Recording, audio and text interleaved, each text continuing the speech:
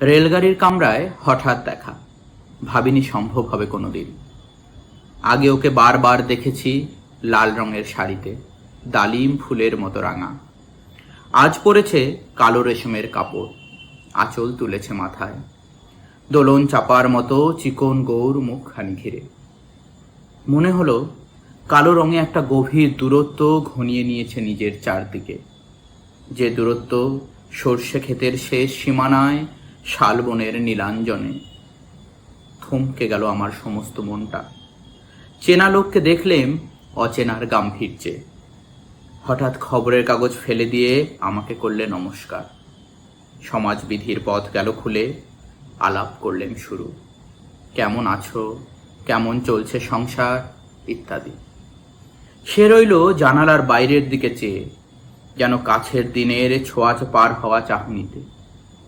দিলে অত্যন্ত ছোট দুটো একটা জবাব, কোনোটা বা দিলেই না। বুঝিয়ে দিলে হাতের অস্থিরতায় কেন এসব কথা, এর চেয়ে অনেক ভালো চুপ করে থাকা। আমি ছিলাম অন্য বেঞ্চিতে ওর সাথীদের সঙ্গে। এক সময়ে আঙুল নেড়ে জানালে কাছে আসতে। মনে হলো কম সাহস নয়। বসলুম ওর এক বেঞ্চিতে। গাড়ির আওয়াজের আড়ালে বললে মৃদু স্বরে, কিছু মনে করো না। সময় কোথা সময় নষ্ট করবার? আমাকে নামতে হবে পরের স্টেশনে। দূরে যাবে তুমি, দেখা হবে না আর কোনোদিনই। তাই যে প্রশ্নটার জবাব এতকাল থেমে আছে, শুনবো তোমার মুখে। সত্যি করে বলবে তো?